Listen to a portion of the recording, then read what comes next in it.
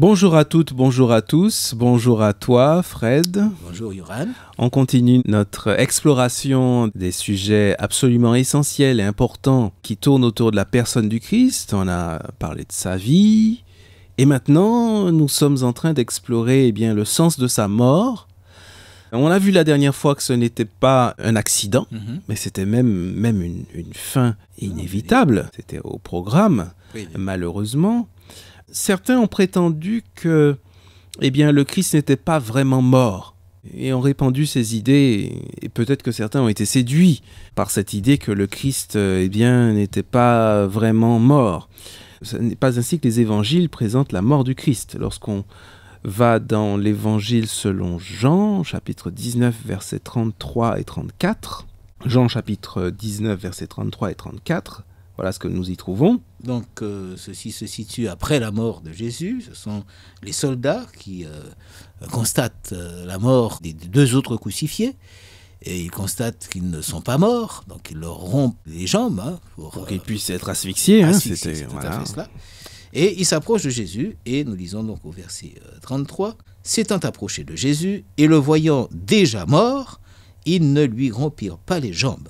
Mais un des soldats lui perça le côté avec une lance, et aussitôt il sortit du sang et de l'eau. » Voilà, et donc il paraît, je ne suis pas médecin, mais il paraît que c'est un phénomène tout à fait explicable du point de vue de la médecine. Il n'y a rien de mystique, là. Absolument rien. Il semble que ce soit une rupture du muscle cardiaque. Voilà.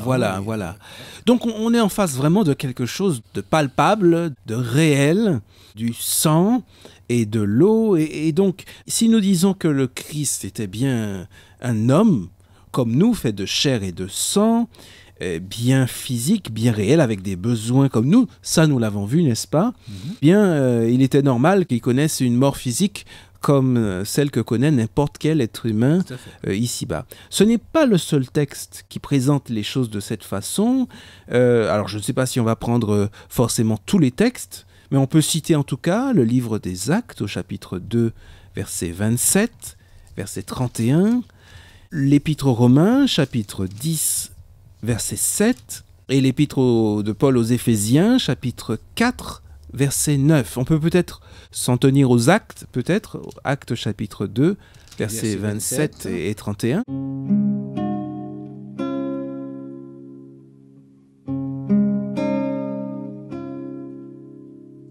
Tu n'abandonneras pas mon âme dans le séjour des morts, et tu ne permettras pas que ton sein voie la corruption. Alors, je vais te laisser lire le verset 31 peut-être, et puis ensuite je donnerai quelques explications par rapport à ce texte.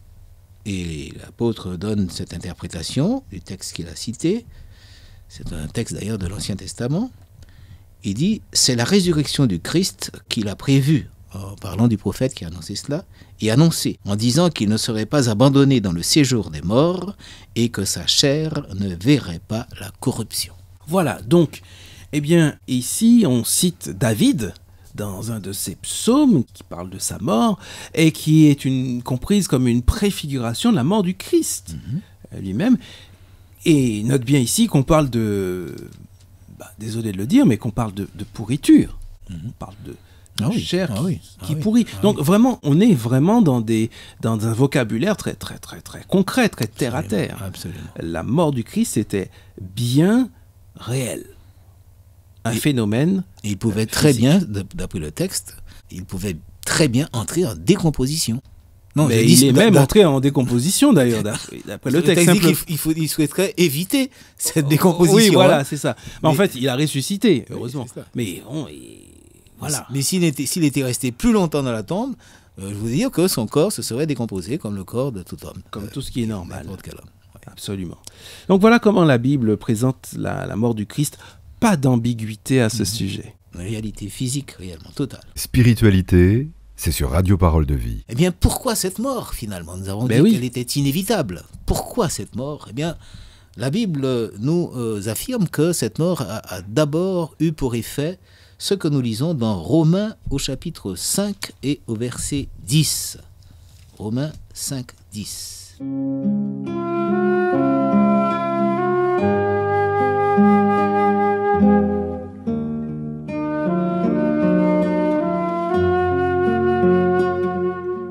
Car si, lorsque nous étions ennemis, nous avons été réconciliés avec Dieu au moyen de la mort de son Fils, à bien plus forte raison, une fois réconciliés, serons-nous sauvés par sa vie. Voilà, voici un texte qui souligne le fait que s'il y a eu réconciliation grâce à la mort du Christ, c'est que nous nous étions rebellés quelque part, qu'il y avait quelque chose... Une cassure, une rupture de confiance avec Dieu. Et c'est bien ce qui s'est produit quand nous nous référons au livre de la Genèse. Oui, nous avons parlé déjà de ça. Et nous avons parlé de ça quand nous avons vu que ce rebelle originaire, le rebelle du tout premier temps, le premier rebelle, on a fait allusion à lui, on a lu des textes le concernant, qui était ce Lucifer, cet ange magnifique. Oui, qui s'est coupé, qui s'est même dressé, on peut dire, contre Dieu absolument. À un moment donné, oui. Qui a véritablement décidé de se rebeller contre Dieu, c'est-à-dire de rouler pour lui. Et en roulant pour lui, eh bien, il a constitué ses propres lois. Il est devenu autonome, comme on dit. On avait insisté aussi là-dessus. Ce qui est une aberration. Voilà, c'est-à-dire que il a produit des lois pour lui-même. Exactement. Et il s'est coupé de Dieu. C'était le grand rebelle, comme le désigne d'ailleurs l'Écriture. Et ce grand rebelle a fait école. Il a commencé, en tout cas, par les anges du ciel. On a vu aussi, petit rappel, les émules. Il a fait des émules, il a séduit un tiers des anges, ce qui est énorme. Et ensuite, il s'est attaqué à l'humanité, à la terre.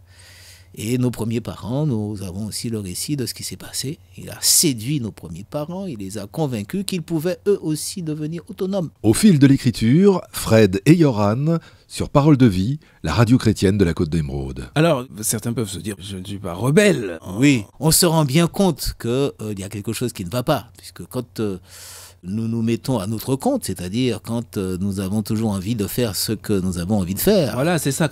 Et ça ne correspond pas à ce qui est bien. En fait, dans le fond, on manifeste quand même... Alors, ce n'est peut-être pas une rébellion dans le sens violent du terme. Mais c'est quand même le même état d'esprit. Oui, c'est ça. Celui qui consiste à prendre ses distances, à marcher tout seul, un petit peu comme les enfants qui commencent à marcher et qui montrent nettement qu'ils peuvent se détacher de leurs parents et qui ne manquent pas de prendre une bonne bûche, comme on dit.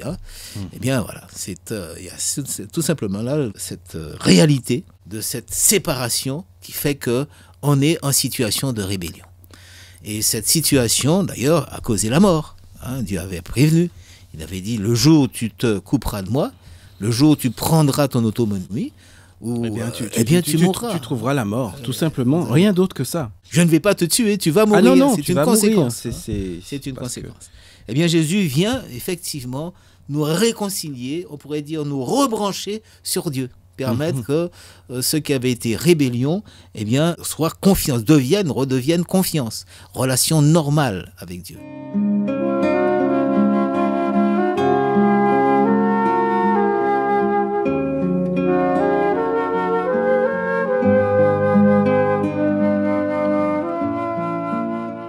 Sur cette réalité du péché qui coupe la relation, parce qu'on a besoin de saisir le fait que le péché coupe cette relation, il y a quelques textes intéressants à ce sujet. Oui, notamment, nous pourrions parler d'Ésaïe au chapitre 59 et au verset 1. Et c'est le grand problème de l'homme finalement, c'est qu'effectivement cette coupure a une cause précise et la Bible désigne cette cause. Qu'est-ce qu'il est dit là ? Non, le bras du Seigneur n'est pas trop court pour sauver, son oreille n'est pas trop dure pour entendre. Ce sont vos fautes qui vous séparent de votre Dieu, ce sont vos péchés qui le détournent de vous et qui l'empêchent de vous entendre. Bon, c'est bien cela, cette coupure est due à notre relation avec Dieu. Soit une relation de confiance, soit une relation de défiance, c'est ça. Qui fait qu'effectivement, on se rebelle et forcément, on rompt les relations avec lui. Donc, chacun sache que ce n'est pas Dieu qui se coupe de nous, que c'est nous qui nous coupons de lui.